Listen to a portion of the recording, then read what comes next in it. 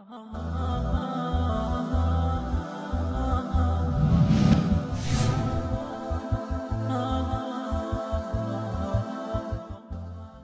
علیکم ورحمۃ اللہ وبرکاتہ۔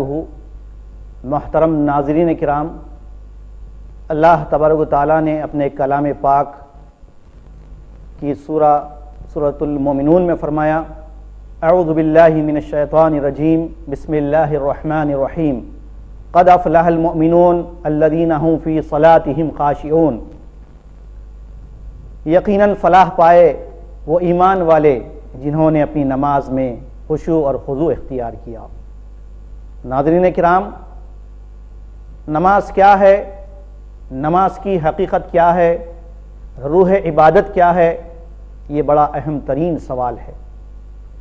یوں تو ہم نماز پڑھ رہے ہیں، لیکن ہم میں سے ایسے بہت سارے افراد ہیں، بہت سارے ایسے لوگ ہیں جو نماز تو پڑھتے ہیں لیکن نماز ان پر لعنت بھیجتی ہے۔ کتنے ایسے لوگ ملیں گے جنہوں نے اپنی نماز کو عبادت نہیں بلکہ ایک عادت بنا لیا ہے۔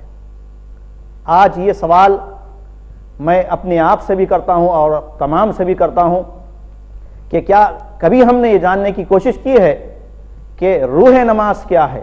تو آئیے، اللہ تبارک و تعالیٰ نے اس آیت پاک میں فرمایا کہ روح نماز دراصل خشوع اور خضوع ہے۔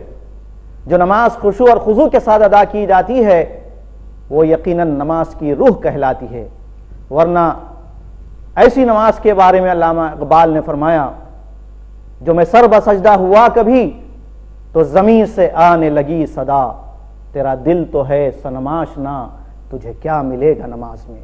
محترم ناظرین کرام، یقیناً نماز کا پڑھنا ہر مسلمان پر فرض ہے، چاہے وہ بیمار ہی کیوں نہ ہو۔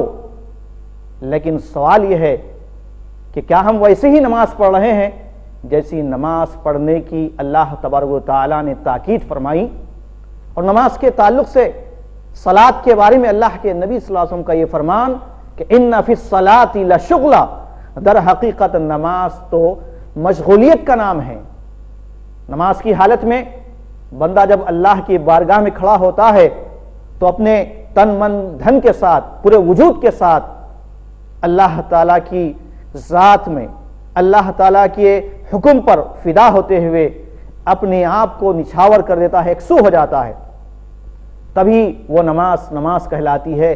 ورنہ ایسی نمازیں ان کے منہ پر پھینک دی جائے گی کہ ایک دفعہ خود اللہ کے نبی صلی اللہ علیہ وسلم نے ایک نوجوان کو دیکھا جو نماز پڑھ رہا تھا۔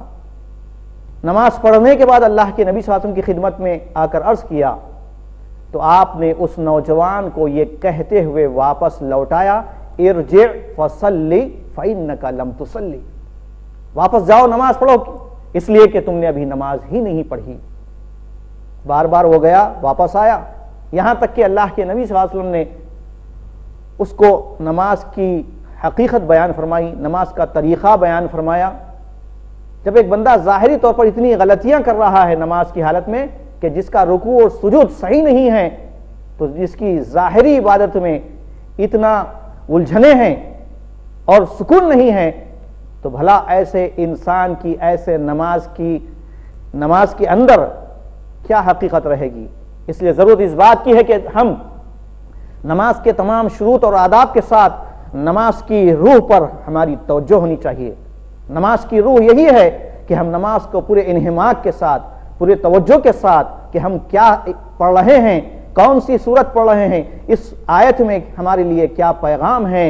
اللہ کے نبی صلی اللہ علیہ وسلم کی جو نماز ہوا کرتی تھی، حضرت عائشہ رضی اللہ تعالیٰ عنہ بیان فرماتی ہے کہ اللہ کے نبی صلی اللہ علیہ وسلم حالت نماز میں کثرت سے رویا کرتے تھے، زار و خطار حالت نماز میں آپ کی اس کیفیت کو دیکھ کر اللہ کے نبی صلی اللہ علیہ وسلم کی حالت نماز میں یہ کیفیت ہوا کرتی تھی جیسے ہانڈی میں سالن جب پکتا ہے تو آپ کے سینے مبارک سے وہ کیفیت آیا کرتی تھی۔ یہ تھی نماز کی حقیقت جو آج ہم سے مفقود ہو چکی ہے۔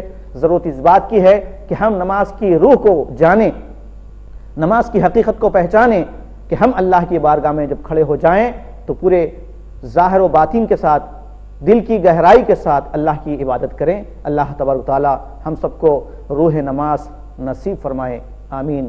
وآخر دعوانا ان الحمد للہ رب العالمین.